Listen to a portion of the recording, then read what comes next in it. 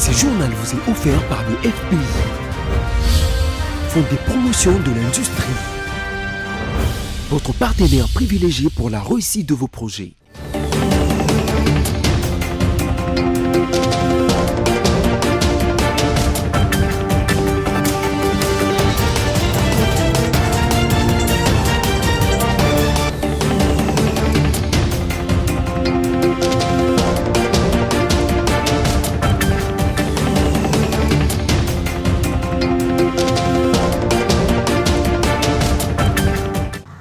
Bonsoir à tous et bienvenue à cette nouvelle édition de Journal sur BSC Télévision. Madame, Monsieur, tout de suite, voici le sommaire.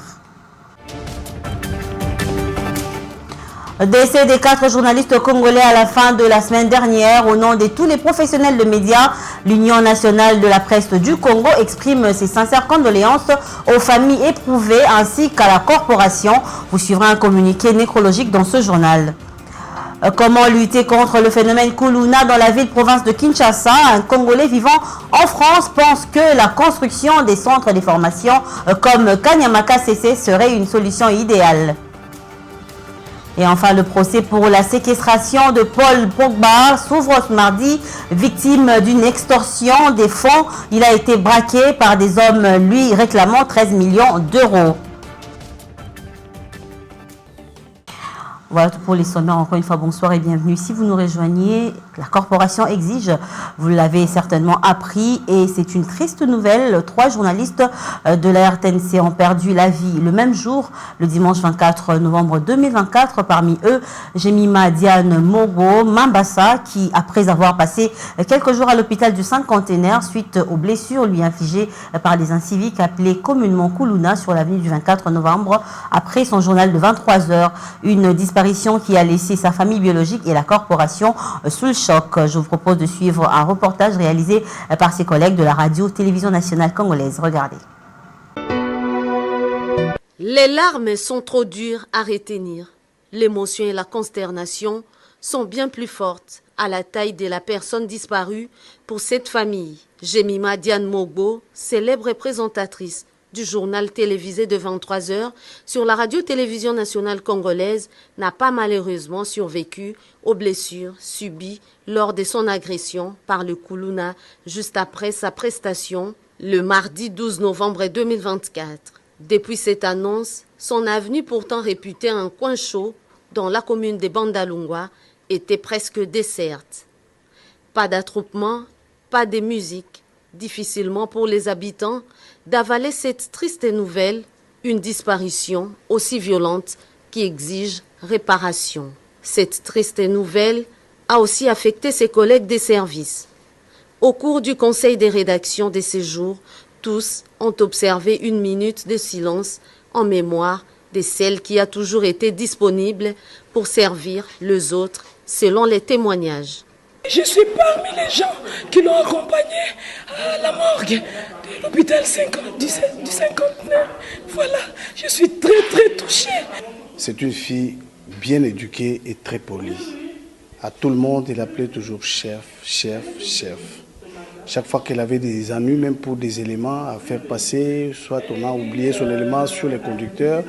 Mais c'est avec beaucoup d'humilité qu'il le faisait, ceci. Nous venons de perdre une personne de grande valeur. Une annonce qui a aussi suscité de la compassion, même dans les réseaux sociaux, les médias en ligne et autres pages. Les messages de condoléances ne font que pleuvoir pour pleurer cette vedette de 23 heures de la radio-télévision nationale congolaise qu'on ne verra plus jamais sur les antennes de ces médias publics. Prenons à présent ce communiqué nécrologique de l'Union nationale de la presse du Congo qui exprime sa profonde tristesse face à ce drame qui a touché le monde de médias. Roger Matadi pour la lecture. Communiqué nécrologique. L'Union nationale de la presse du Congo, UNPC, exprime sa profonde tristesse face au drame qui frappe la corporation suite au décès au courant de cette semaine des 4 journalistes, dont 2 consoeurs et 2 confrères. Il s'agit, dans l'ordre de leur disparition, des Eugène Ngimbi Mabedo, éditeur du journal L'Intermédiaire, décédé le jeudi 20 novembre 2024 des suites d'une crise cardiaque. Jemima Diane Mongo, journaliste à la RTNC, décédée le dimanche 24 novembre 2024 des suites de blessures subies lors d'une agression des Kuluna le 12 novembre 2024 à 23h après son service. Claude Constant Niembwe Mutoka, l'un des patriarches de la presse écrite congolaise, décédé le dimanche 24 novembre 2024 aux heures du matin à l'hôpital de Kitambo, où il a été acheminé samedi 23 novembre dans la soirée suite à une crise. Medine Biankunzu Lubamba, journaliste à la RTNC2, décédé le dimanche 24 novembre 2024 à 16h des suites d'un AVC. Au nom de tous les professionnels de médias, l'INPC exprime ses sincères condoléances aux familles éprouvées ainsi qu'à la corporation. L'INPC invite tous les journalistes professionnels et professionnels de médias à garder une pensée pieuse pour les consoeurs et confrères disparus et à demeurer à l'écoute dans l'ordre et à la dignité pour la suite des dispositions liées aux obsèques. Fait à Kinshasa, le 24 novembre 2024, le président Kamanda Wakamanda Muzebe. Le décès de Jemima Diane Mongo nous pousse à parler de ce phénomène Kuluna. Dans cette édition aujourd'hui, quelle solution pour mettre fin au phénomène Kuluna qui devient de plus en plus fréquent en RDC, plus précisément dans la capitale congolaise Kinshasa. Barthélémy Chibangu, un Congolais vivant en France, pense que le centre de formation de Kanyamakasese dirigé par le général Kasongo Kabwik est la solution idéale, tout en demandant au gouvernement de construire d'autres centres pareils. Il est joint au téléphone par Roger Matadi. C'est un phénomène tout simplement qui a été créé, qui était provoqué. Mais c'est aussi un phénomène qui va de soi lorsque les gens sont oisifs, que ce soit des jeunes ou de plus âgés, hein. Ils sont oisifs, ils n'ont rien à faire à la maison. C'est ce qui crée le Kuluna, c'est ce qui crée la proximité. Mais la solution est déjà là. Il faut absolument, si on veut arrêter ce phénomène de Kuluna, démultiplier ce que fait l'excellent général Kasongo Kabwik et lui donner plus les moyens, créer plus de centres, créer plus de Kanyamakasese dans tout le pays pour pouvoir occuper ces jeunes. Les jeunes sont là, ils ne font rien toute la journée. Que voulez-vous qu'ils fassent d'autre? Si quelqu'un vient, il leur donne $50, tiens, tu vas faire des ordres quelque part. Ils vont y aller parce qu'ils n'en ont pas, ils n'en trouvent pas. Donc c'est un problème relativement simple, à condition que les gens comprennent que les solutions existent. Moi, je suis là, il y a certaines autorités qui me connaissent bien, il y a mon dossier qui est même à la présidence. Ils savent que je suis venu avec un projet qui pouvait parfaitement résoudre ce problème de Kuluna avec quelqu'un qui en a déjà fait l'expérience. En Côte d'Ivoire, il y avait ce qu'on appelle les microbes, ce sont le Kuluna et Abidjan. La personne que j'ai ramenée dans ce pays, c'est lui qui a résolu le problème des microbes en Côte d'Ivoire. Et de façon très, très professionnelle, puisqu'on leur donne du travail, on crée même éventuellement des entreprises pour leur donner du travail. Donc, si on veut résoudre ce problème, on peut le faire à condition qu'on montre de la bonne volonté et qu'on soit aussi sérieux dans la façon de régler ce genre de situations avec des experts internationaux, puisque, comme vous le savez, nos frères ne respectent que d'autres personnes plutôt que leurs propres frères. Tout à fait autre chose à présent. Fin de mission de l'équipe gouvernementale au Nord Kivu et en Ituri.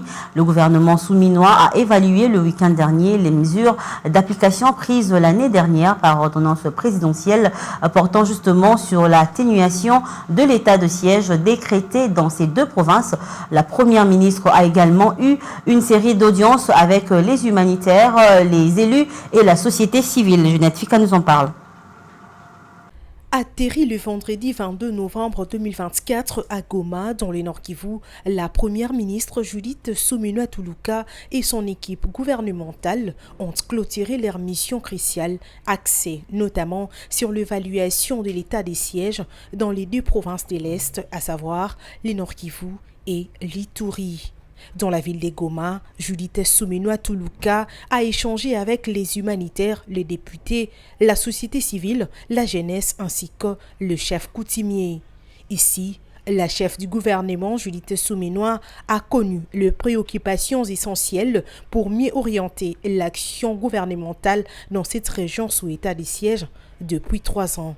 Dans la ville d'Ebounia, en Ituri, la première ministre Judith Suminwa a également consulté les forces vives et a reçu les recommandations des élus du peuple. Le président de la République nous a donné l'instruction de venir et de pouvoir faire le point de situation.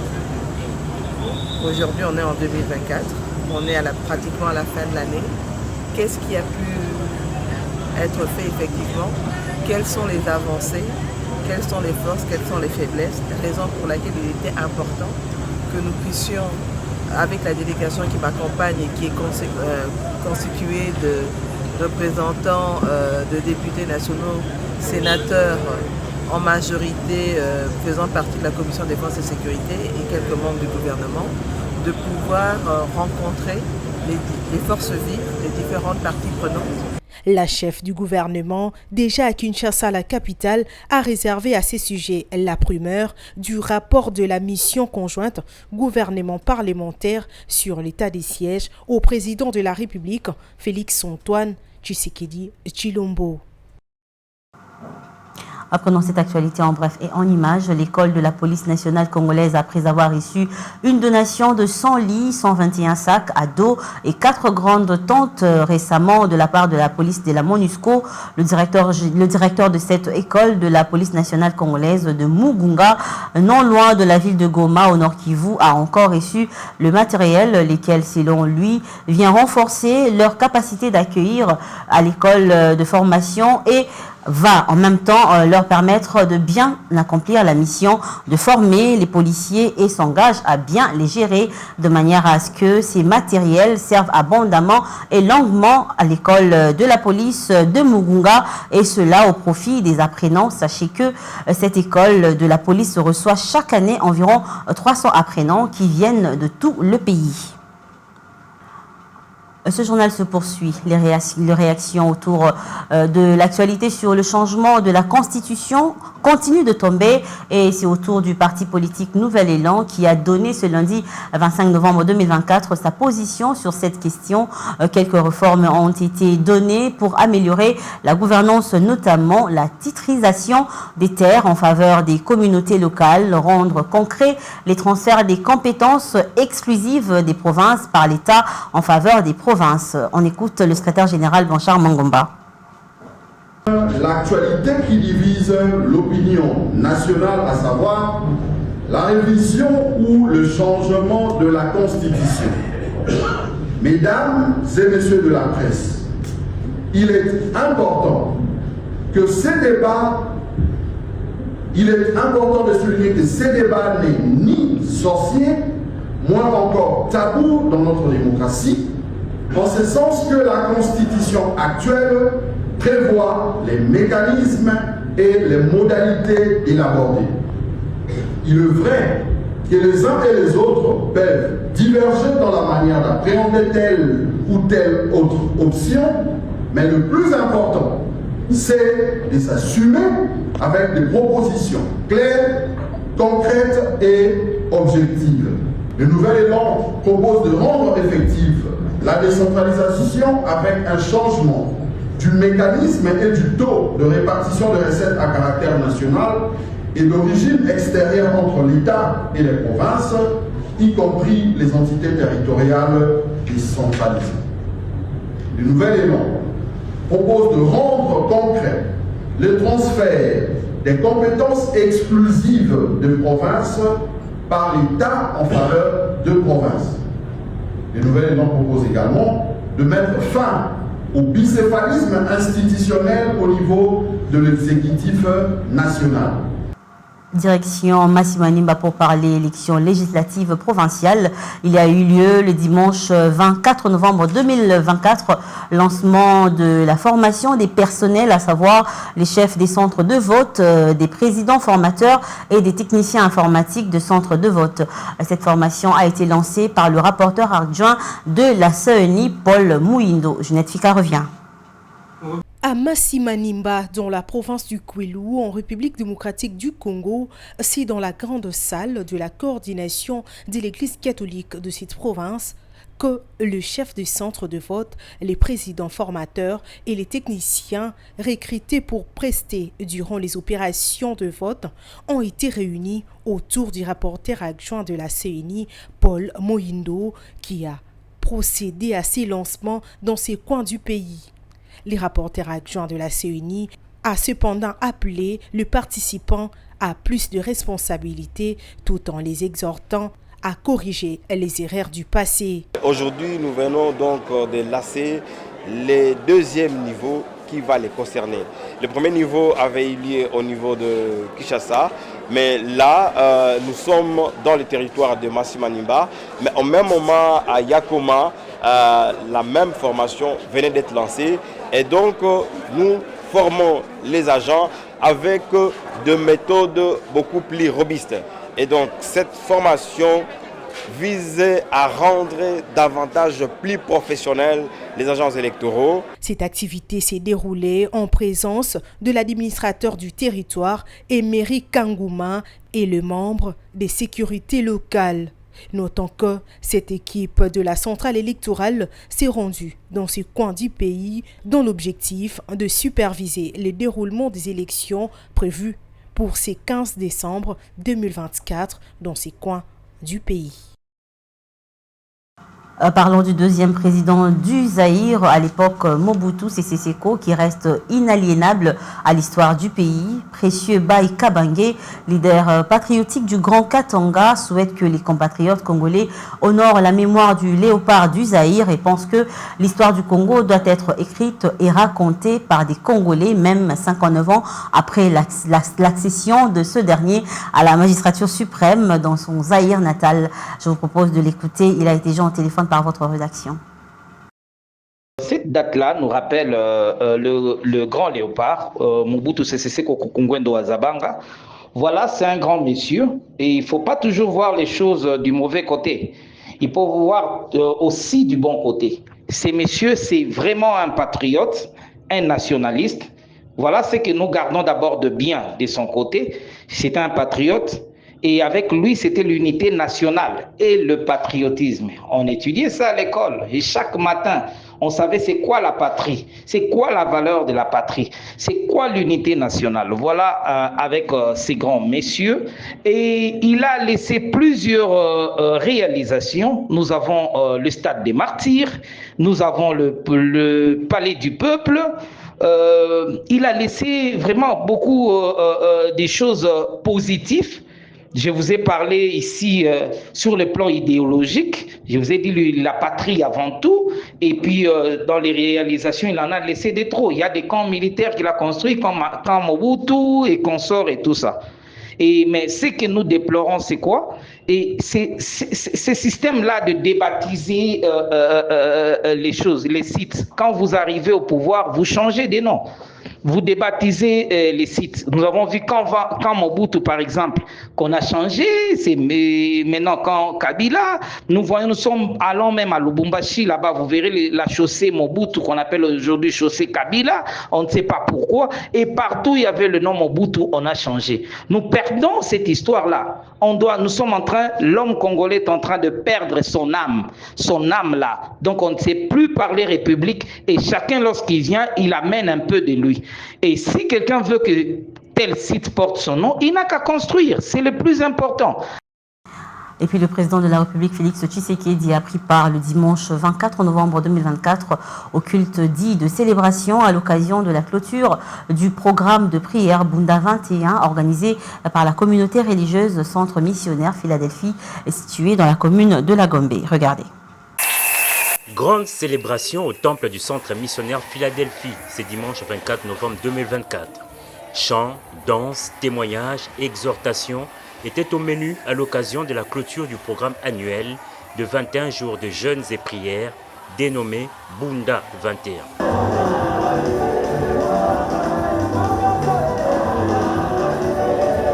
Membre actif de cette communauté, le président de la République Félix Antoine Tshisekedi Tshilombo est venu participer à cet important culte.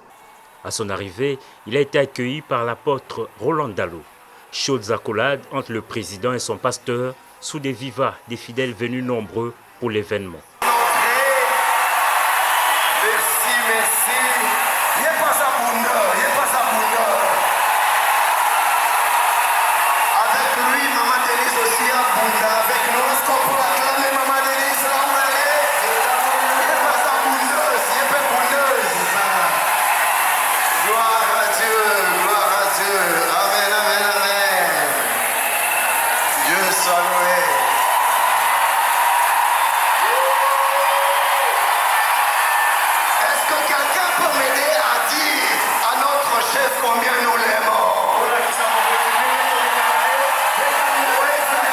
Avec sa foi inébranlable, le chef de l'État a participé à toutes les étapes de la célébration du jour.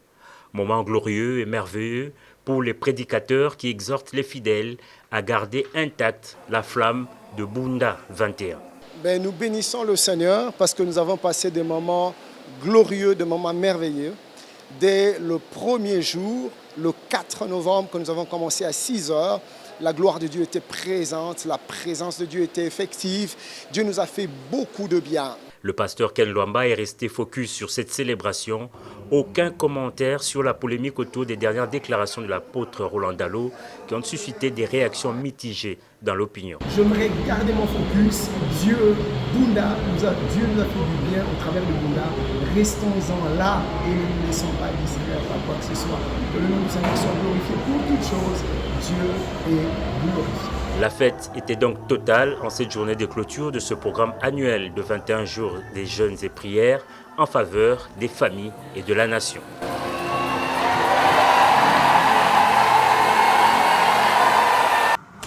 Je vous l'ai dit en titre que 6 proches de Paul Pogba, dont son frère Mathias, comparaissent ce mardi à Paris pour tentative d'extorsion. Ils sont accusés d'avoir réclamé 13 millions d'euros au champion du monde 2018 après l'avoir menacé avec des armes. Un procès qui met en lumière des tensions familiales et personnelles. Le récit est de Roger Matadi. Les procès des 6 proches de Paul Pogba s'ouvrent ce mardi 26 novembre 2024 au tribunal de Paris. Parmi les accusés figure Mathias Pogba, frère aîné de la star du football, champion du monde avec l'équipe de France en 2018. Tous sont accusés d'avoir tenté d'extorquer le joueur en mars 2022. Selon Paul Pogba, il aurait été séquestré dans un appartement de la région parisienne par des hommes armés. Réclama 13 millions d'euros pour une prétendue protection assurée depuis le début de sa carrière. Parmi ces hommes, des amis d'enfance, mais aussi Mathias Pogba, qui aurait joué un rôle clé dans l'affaire. Les vidéos publiées par Mathias Pogba sur les réseaux sociaux, dans lesquelles il accuse son frère de ne pas tenir ses engagements envers sa famille, ont attiré l'attention des enquêteurs et relancé l'affaire. Les procès qui pourraient durer plusieurs semaines mettent en lumière des tensions au sein du cercle intime du joueur, aujourd'hui éloigné des terrains en raison d'une blessure. Les accusés encourent jusqu'à 20 ans de prison. Et voilà, c'est cette note qui met fin à cette édition. Mais avant de nous quitter, voici l'essentiel à retenir. Décès des 4 journalistes congolais à la fin de la semaine dernière. Au nom de tous les professionnels des médias, l'Union nationale de la presse du Congo exprime ses sincères condoléances aux familles éprouvées ainsi qu'à la corporation. Vous avez suivi la lecture de son communiqué nécrologique. Comment lutter contre le phénomène Kuluna? Dans la ville-province de Kinshasa, un Congolais vivant en France pense que la construction des centres de formation comme Kanyama KCC serait une solution idéale. Et enfin, le procès pour la séquestration de Paul Pogba s'ouvre ce mardi. Victime d'une extorsion de fonds, il a été braqué par des hommes lui réclamant 13 millions d'euros. C'était là l'essentiel de l'actualité sur votre chaîne, Madame, Monsieur. Merci de l'avoir suivi. Moi, je vous dis au revoir ce soir. Mais retrouvez Roger Matadi demain à la présentation. Et moi, je vous retrouve le vendredi prochain avec le même plaisir. Au revoir.